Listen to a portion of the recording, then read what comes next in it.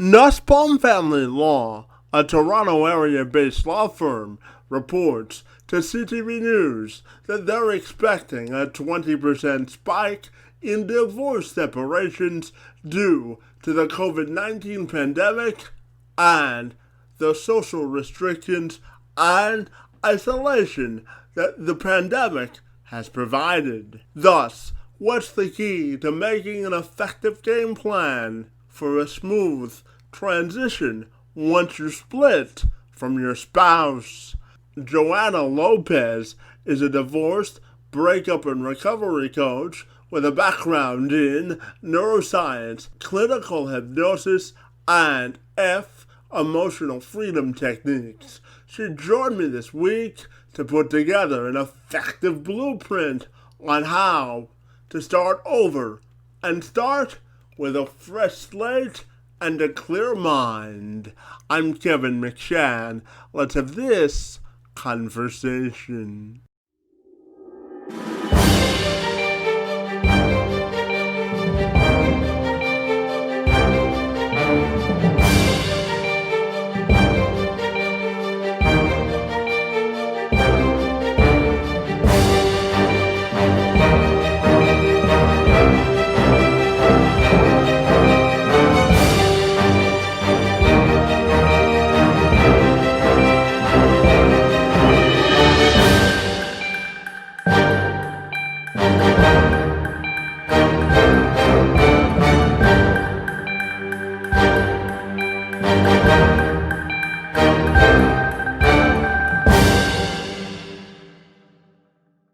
Lopez has 7 years of experience helping people cut their healing time after emotional ruptures. Thus, we began our discussion by her explaining this philosophy and how we can all put the pieces back together in our lives after an emotional strain and breakup.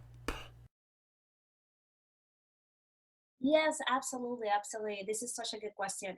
Well, the way that I work, is a little bit different than traditional therapy because one of the things that I specialize is in working on unconscious healing, which it can accelerate the process. As many of as you and probably many people that are listening right now, healing from a broken heart could be very detrimental. It could take a long time to recover from that.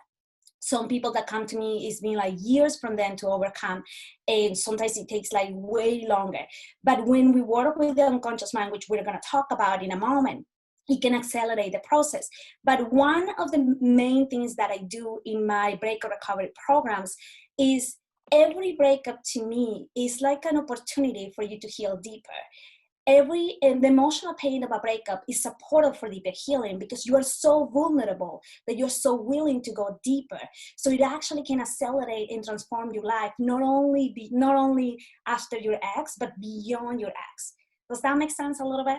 Absolutely. And let's dive into a little bit of what sets your therapy practice apart. You had mentioned that you work with the unconscious mind, which you say is 90% of our brain versus our rational part of it. So I'm just wondering if you can go into greater detail on what sets your therapy practice apart and why people should get in touch with their unconscious mind.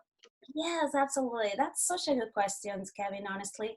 Because here's the thing, many people have heard that we only use like 10% of our brain, right? Like you probably hear that before. And that is your conscious mind. It's the part of you that you are thinking, analyzing, rationalizing, making sense of things. That is your conscious mind. That's the 10% of your brain, your logic mind.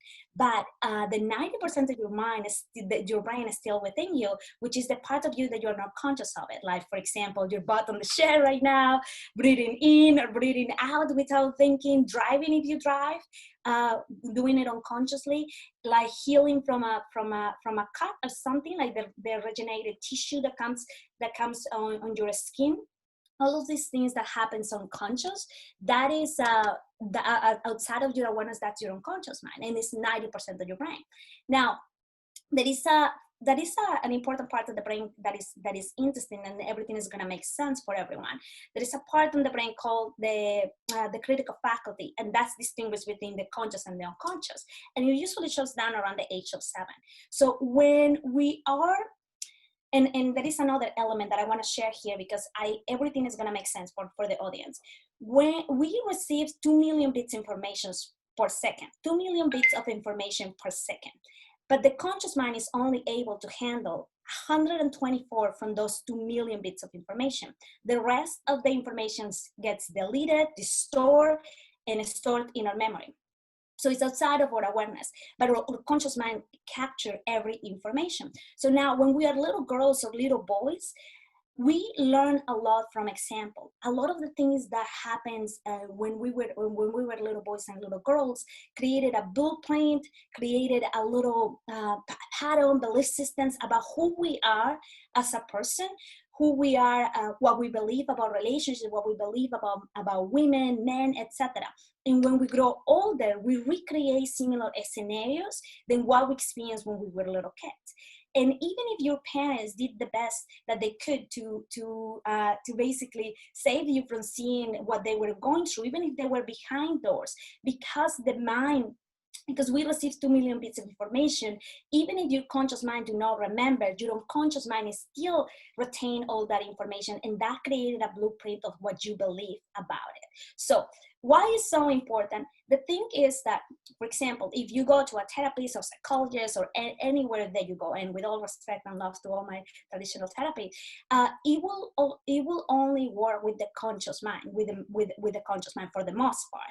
So that will take a little bit longer because it's a simple math. 10 versus 90, it will actually take a little bit longer for you to heal and remove the unconscious blocks. Because the other part that I want to say about this information that I just shared with you guys, is that when you were a little boy and a little girl, and everything that were happening to you around you created unconscious blocks based on the experiences that you had, and then you recreated similar things when you were an adult. So when we are trying to heal and recover, if we just work with the conscious mind, again, it's going to take us longer than if we try to remove unconscious blocks with the unconscious mind. Because again, 10 versus 90 is simple math, right?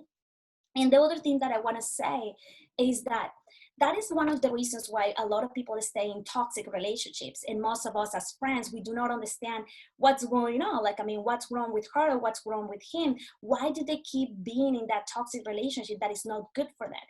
And the reason why that is because you can understand something with your logic mind. You can understand something on a logical level. Like, okay, I get it, that's not good for me, and I shouldn't be going back to that. But unless the shift happens in the unconscious, your neurons will keep asking for the same over and over and over again. Does that make sense? Absolutely. And I'm also curious, once you've made that shift to a new relationship, do you think we let go of the emotional baggage, or say we have shifted to the unconscious mind, but something in our past brings us back to a past relationship? How do we get over that and move on? I love that, Kevin. You know, that goes along and is linked to everything that I'm saying. When, okay, if you have done the work properly, nothing will come back. If you've done your healing and you've done your letting go of the baggage, it will not come back. The only reason why it comes back is because when we are trying to heal and move on and pretend or feel that we are okay, and doing it in a conscious level. Because again, even if you can understand things with the logic mind, if the shift hasn't happened in the unconscious, your neurons will keep going back over and over. So the good part about all this, and I'm going to answer your question and you're gonna love it. You're gonna love this. So the good part about all of this is when you are going through the emotional pain of the breakup, right there is an amazing opportunity for you to heal from once and for all. Why do you always attract the same type of woman, the same type of man? Why do you always end up being in this messy relationship? Why do you always end up having your heart broken in this way? And use that opportunity, that pain that you are experiencing, to heal even deeper, and going not only basically going beyond your ex, going beyond this experience that you are having, and see, when did this start? When did I first started feeling rejected? When did it begin that I felt abandoned, or that I felt that I wasn't good enough? When did that happen? When did it first happen? Because when you go back to the root cause of the problem and you eliminate that from once and for all, you're not gonna only heal that, but you're gonna heal the recent breakup that you are going through. And that's going to prevent you from making the same mistakes or avoiding bringing that to the next relationship, which that's the ultimate goal. Because a lot of people, moving on is very easy. Everyone knows how to move on, because as human beings, we don't like pain. So we do two things. We either put a bandage on the wound and pretend we are okay, I'm fine, I don't care, I'm strong. But underneath, there's still grieving and there's still pain, right? And that doesn't solve the problem, because you bring yourself with you everywhere you go. So you're going to bring that to the next relationship. Or we jump on another relationship right away to try to numb our pain. And that, again, that doesn't solve the problem either. But if when you are experiencing the pain of the breakup, that you are experiencing the pain of the separation, and you look inside, look inwards, okay, what is in here for me? Why do I keep repeating that? What am I feeling? First, you want to identify what is it that you are feeling after the breakup. Is it a feeling of abandonment? Is it a feeling of rejection? Is it a feeling of not being good enough? What is it? What are the feelings? Identify the feelings first. And second of all, I want you to ask yourself, when did I first felt that way? When was the first time I felt that way? And I want you to look back in your past. It might be two relationships before that, or a relationship before that, or it could be when you were a teenager, or it could be when you were a little girl or a little boy, when you were 5, 3. I want you to remember, whatever you remember, when did it start? And I want you to notice that right there, that information that you are getting is telling you that there is an unconscious block that happened there. So the second thing that you need to do, you need to remove that block. And the third thing that needs to happen, you need to install a new belief system.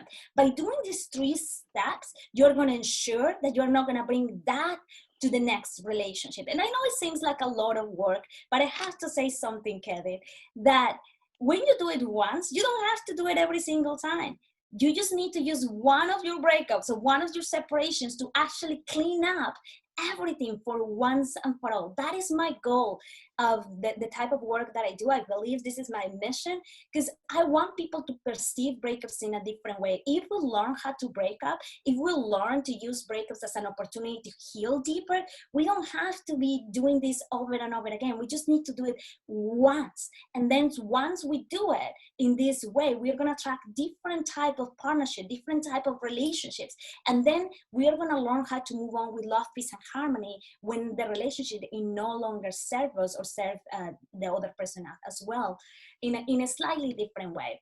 But I do believe that by everyone taking responsibility for their own healing, we can contribute in creating new generations of happy families. I sincerely believe that, because as you guys heard me before, wherever we learn through example, because the brain receives 2 million bits of information per second. So meaning that whatever work you do will be passed to your kids and the kids to your kids. So if you learn how to heal, even if you're not telling them, they are going to learn through your example.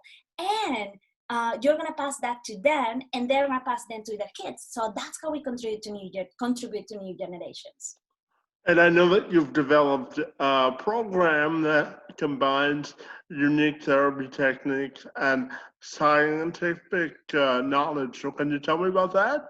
Yes, absolutely. Well, thank you, Kevin. I have to say, I'm very passionate about it. I'm super passionate about it. I can tell that.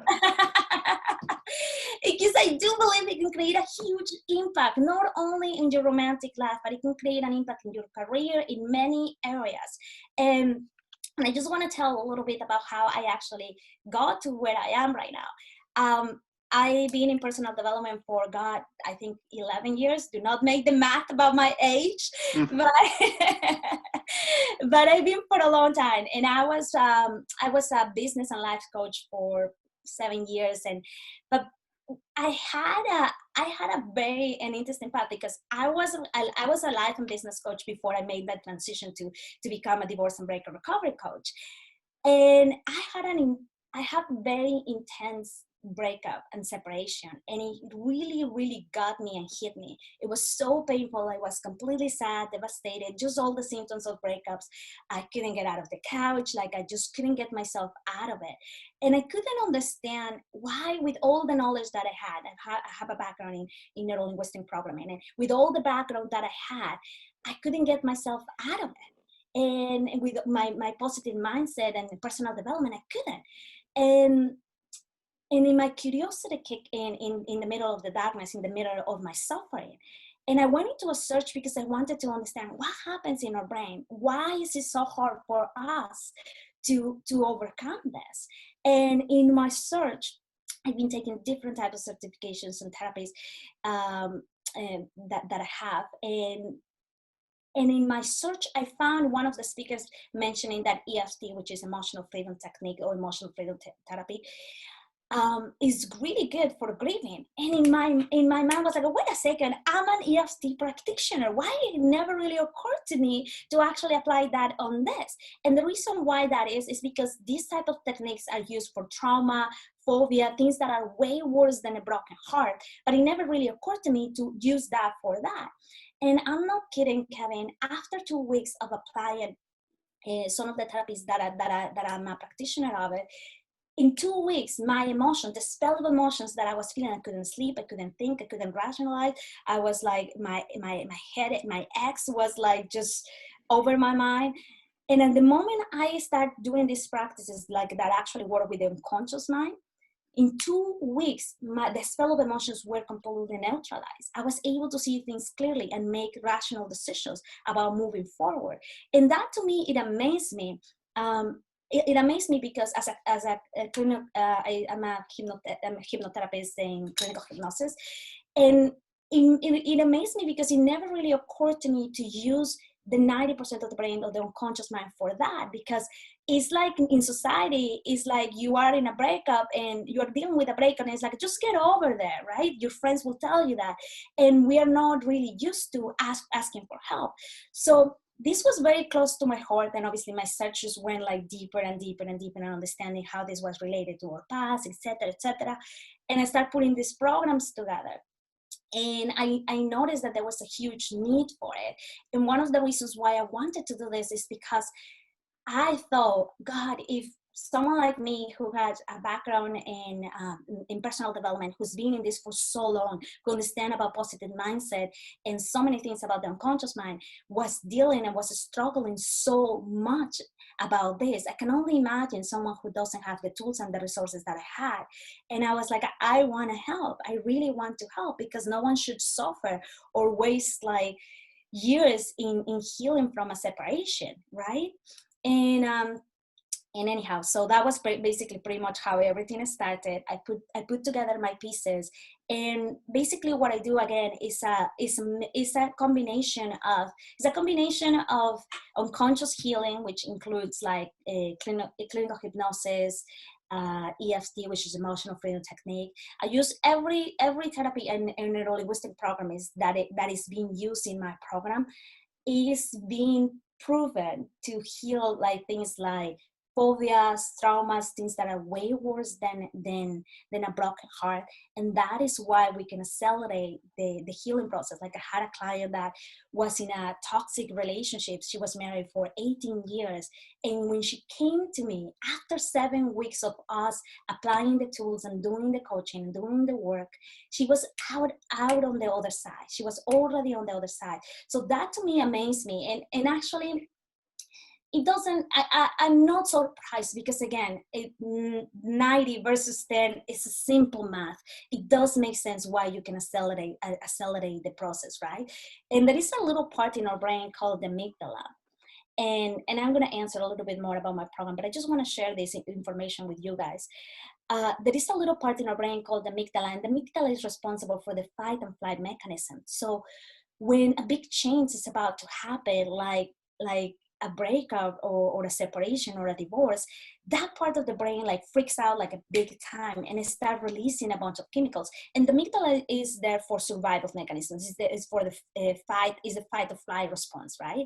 So when that happens, the brain is gonna release a bunch of chemicals, and everything that you're experiencing, you might think that is the love that you feel for your ex, but it's actually a psychological reaction, because your brain is doing whatever it takes to keep things the same, because change represents danger for the amygdala. So it's when your brain start putting your ex on a pedestal, and that's when it feels like the only way that the pain can stop is if you have a conversation with them, if you get a text message from them, if you have a phone call, if you see them. It's like the brain freaks out. But I want people to know that what you're experiencing is beyond the love that you think that you feel for your ex.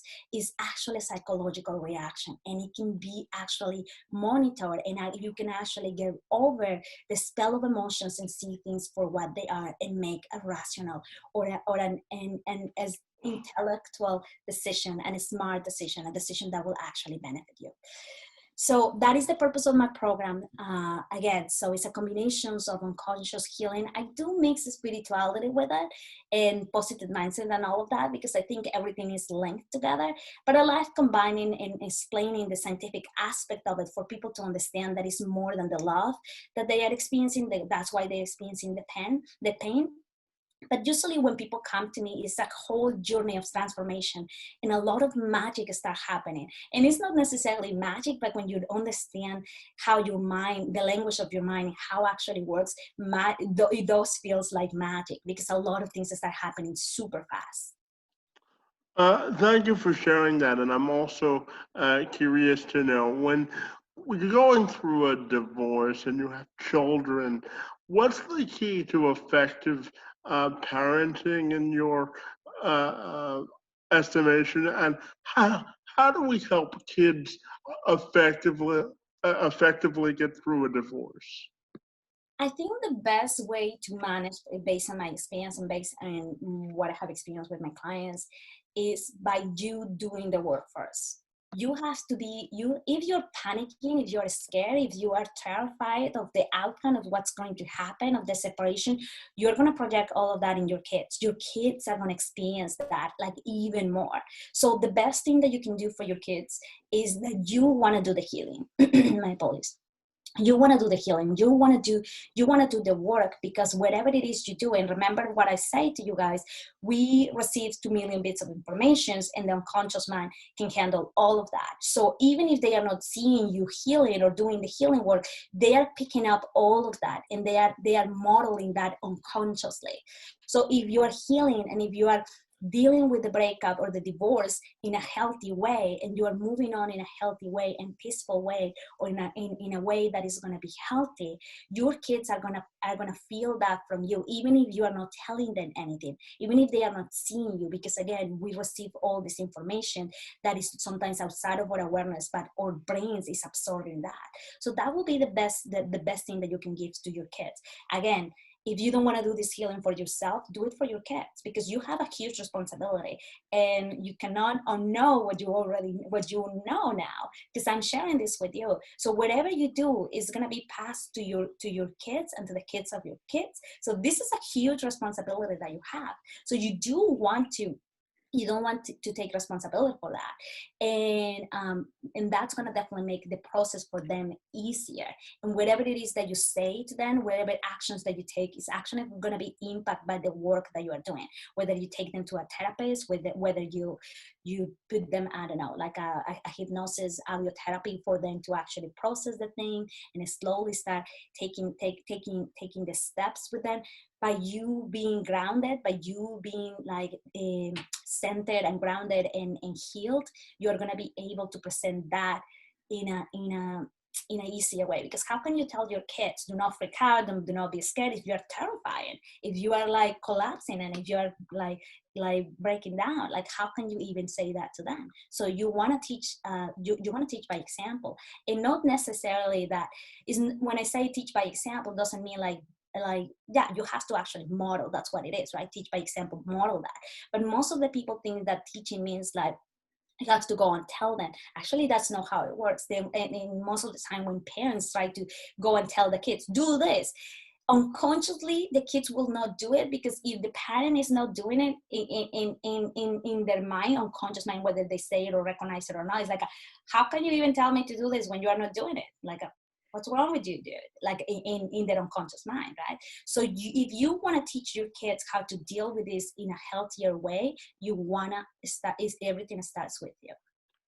And what you have, Lopez says, what are the keys to ensuring you can turn the page and have a fresh slate in a new relationship after a breakup is to make sure that you've done the work that you need to do from a personal perspective to put your emotional baggage behind you.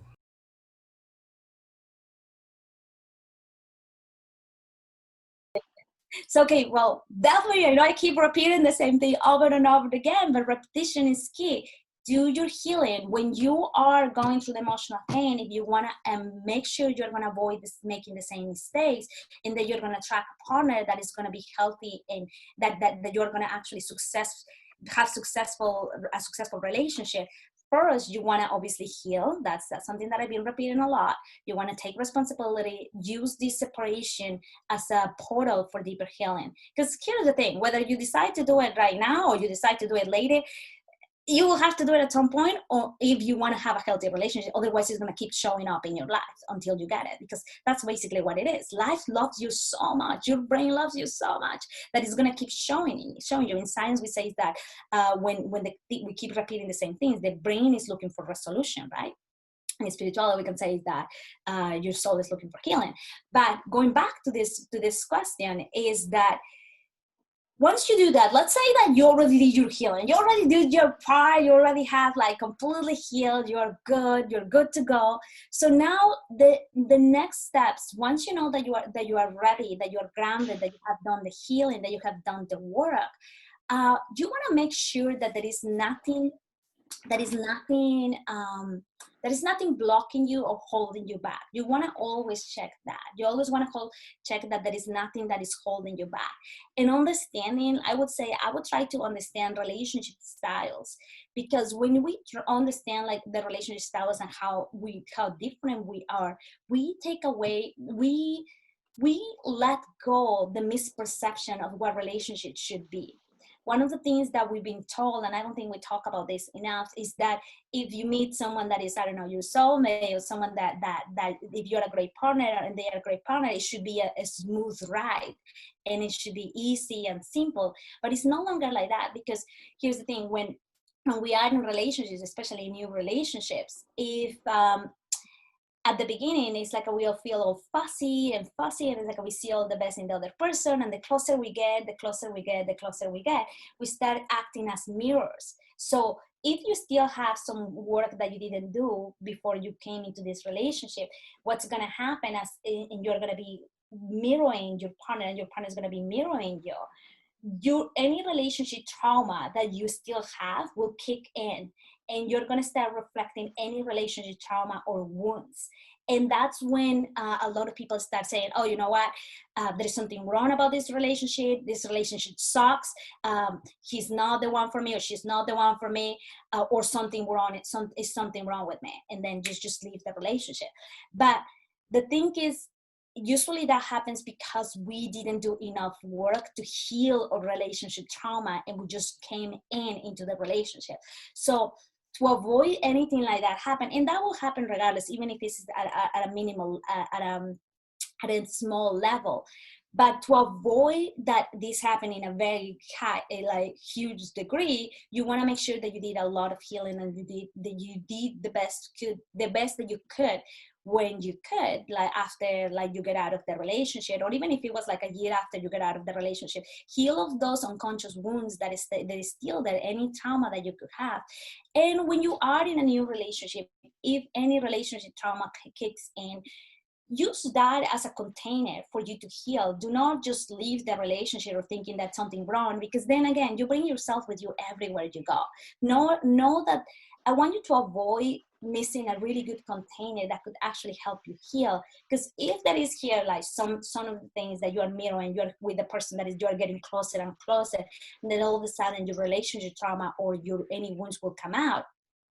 I want you to look at them and actually do the best that you can to heal that, whatever it is that that is coming out. Once you heal that, if that is just your stuff that just reflect that your partner is reflecting back, the relationship is gonna get better.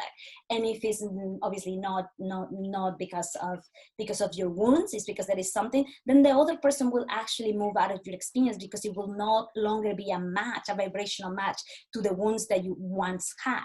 I don't know if this makes sense. I know this is a little bit more advanced, but I think it makes sense if I explain. Let me explain a little bit more. So when you are in this new relationship, no matter what happens, you are going to be reflecting some kind of wounds or something like that. But that's not a bad thing when you are getting closer to that person. Just get away from the idea that it has to be perfect, because it will always be some things to work on. And when you work on yourself, on the things that are coming out, once you work on those things, you're going to be able to clear your filters and see this person in a different light or in a different way. And if that person, and it was just your stuff, the relationship will improve. And if not, you're going to have the right signs for you to move on out of the experience. Like, and I want to say a disclaimer, this doesn't apply that obviously if the relationship is like super unhealthy, or like they are like, yeah, aggressive or doing that, obviously get right away from that. It's mostly if there is some triggers that are coming out. And the other thing that I want to say that is gonna actually help you guys is that just notice that and do the work, whether you are doing it, obviously doing some kind of research and doing work for yourself, or if you're working with a therapist or a coach. And one advice that I want to give you is, no matter who you work with, what coach or therapist, you want to work with someone who does unconscious work. You want to work with someone who does unconscious work. That I will recommend you, because it will accelerate your process and your healing.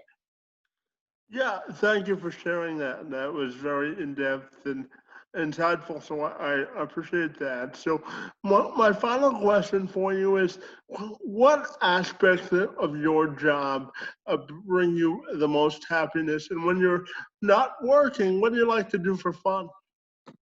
Okay, okay. I feel like I hear the two questions. What does it gives me more joy about my job, and what do I do for fun? Okay, so this is fun to me because I really love helping my clients and getting them on the other side. And to answer your question, what gets me the most joy about my work is when I see my client on the other side. When I get all these amazing messages that say, Joanna, you know what? Like now I'm in the most happiest that I ever been in this new relationship. My ex is my partner now is the completely opposite of my ex. When I see all these huge shifts that are happening in them, that fills me. That like really gets me. And yeah, just to see my clients on the other side, because my clients come from a very dark place, right? It's a very emotional place, and see them moving from darkness to light. It is the most incredible feeling. I cannot tell you enough. And yeah, so and outside of my work, like, I mean, I don't know, like I love reading, and I love like doing meditation and all of those stuff. Definitely brings me a lot of joy. Being obviously with my partner, creating adventures. We have a little dog, and we love going to create different adventures for us. So yeah, so I would say that, and I love dancing. I don't know. Yes. Fantastic. Joanne, I want to thank you for an in-depth and insightful conversation this afternoon. It was lovely getting to know you and Uh, your important work, and I want to thank you for being here this afternoon. It's most appreciated. Thank you so much. I want to say something. I'm teaching a free master class. I'm very passionate, as you guys know, about this. And I'm teaching a free master class on November 18 about how to identify hidden blocks. So if people are interested, please come to my website. Please come to my Instagram. You can find me on joanalopez.com on my website, or you can find me on Instagram as the breakup_recovery coach. But yes, this class will definitely help a lot of people. And if you know someone who will need this, please share, please share. Fantastic. I'll make sure that our viewers get the information. And I want to thank you for your time and being here this afternoon. It's most appreciated. Oh, thank you so much, Kevin. I really appreciate it. This was so fun. And I know that I talk a lot, but I hope it was helpful, all of this that I'm sharing. Absolutely. I'm a journalist at heart. So the more information you give me, the happier I am, right? So I love that. Okay, very good, very good. fantastic.